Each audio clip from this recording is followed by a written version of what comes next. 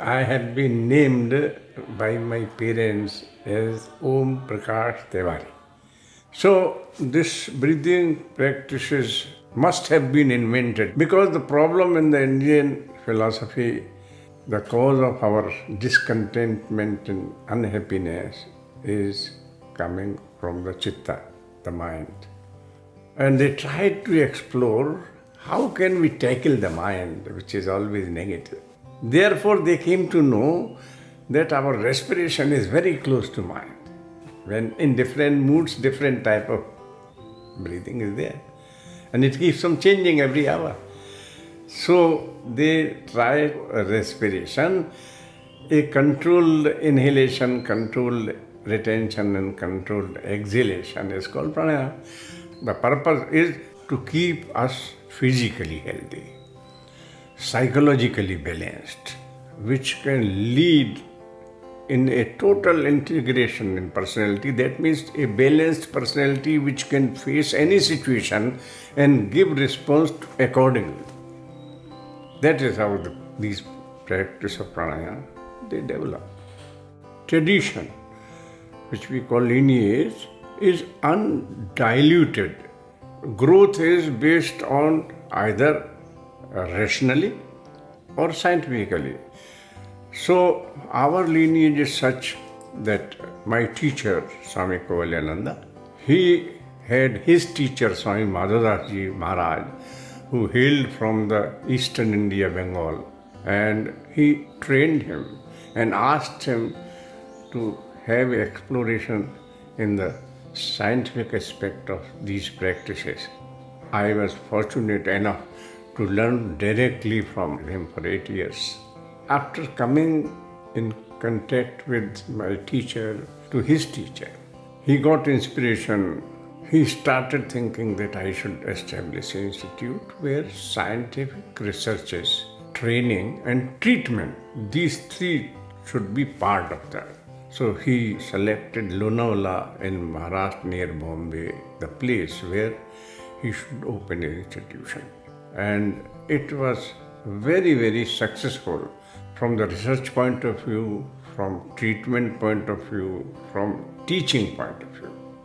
Very systematically he started the college because for research you need the subjects. Then the laboratory was there which will experiment on those subjects, the students. And then he thought whatever the results are found, they should be applied to the therapeutical aspect. So he started a hospital, indoor hospital where control of diet and practices is there. Then how to find out the real source of yoga, he established a department which is called Philosophical Literary Research Department, which is collecting the manuscript, re-editing them, and giving us the real text of yoga where we can prepare the hypothesis from them. So these 4 departments he established very well. And he was so popular that from president to the ministers, they were his students, we should say, because he did not believe in discipleship. And in public, he was popular, but he was not after fame at all. Then he opened a branch in Bombay, which is very well going. Nearly 800, 900 people every day attend. There are 6 doctors because our tradition is first they examine the person, then recommend the treatment. And then he started, he had a very close disciple which is spiritually very good. Rajkot, a branch was established. So the whole work, publication, after researches, treatment, after researches, and for education, to have the subject, the college. And now it has expanded very much, work is going on, his blessings are there. And you know, really the first key books coming out in this kind of new growth of yoga since the 1920s were from Swami Kaivalyadhama. Yeah. And like Tiwari just said, there was no emphasis on his part that people should know him or fame, yet his impact went through, and in a way his impact at all these main schools of yoga that are out there today. And when you look deeper into the history, you can actually see and understand that it's quite phenomenal. See, I take it this way. Swamiji, before his death, he said, look here, Tiwari, I have not completed the work.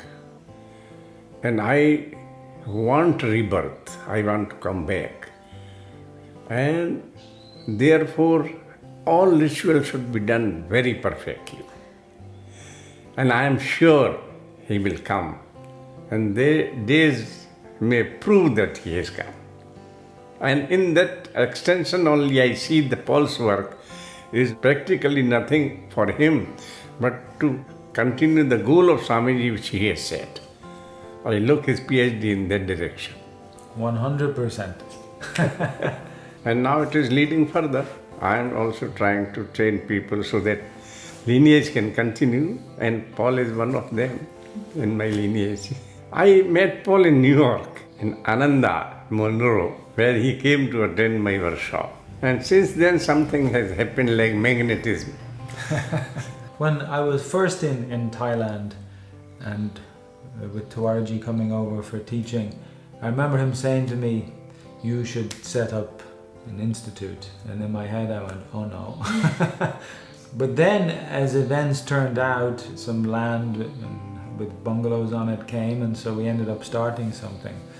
And then after a few years it was clear, okay, this can either end or it may, you put more effort in and it can flourish and grow, which is what Tiwari encouraged me for.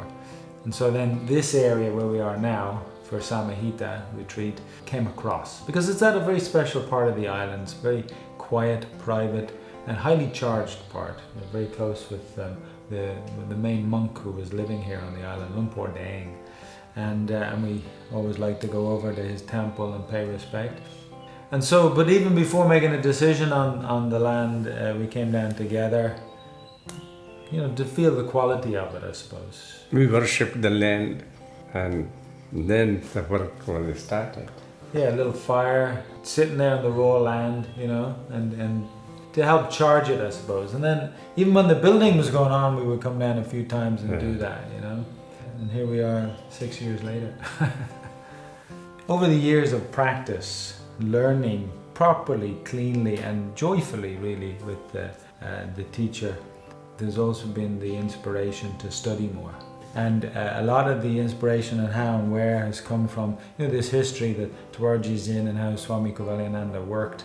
And at the same time, it's a whole new era, it's 90 years on since Kaivalyadhama began, and a lot has gone on in the scientific world. And even today, there's more going on in what they call the contemplative field for research study. But a lot of it has just sort of been in some Buddhist fields or meditative techniques. And so Kaivalyadhama keeps up the tradition with research, yoga, and it's been my interest now to step into PhD studies in Emory University in the US to go further with some of this research. And even my own program will take place, research study-wise, will take place in Kaivalyadhama in India. It's not research for research's sake, it's research for understanding. And like he said, how does a tradition build? Just like how does science work today?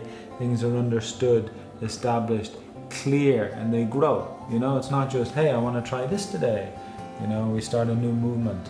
You can kind of see it over a 50-year period instead of a 2-year period.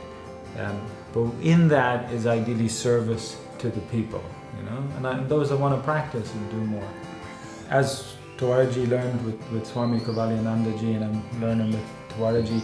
Really via Kaivalyadhama. Lineage is continuing. Yeah, but the legacy is very clear, legacy of Pranayama, and practiced well and understood well because of all the focus on it. So it's almost the legacy left to continue and pass on to the students.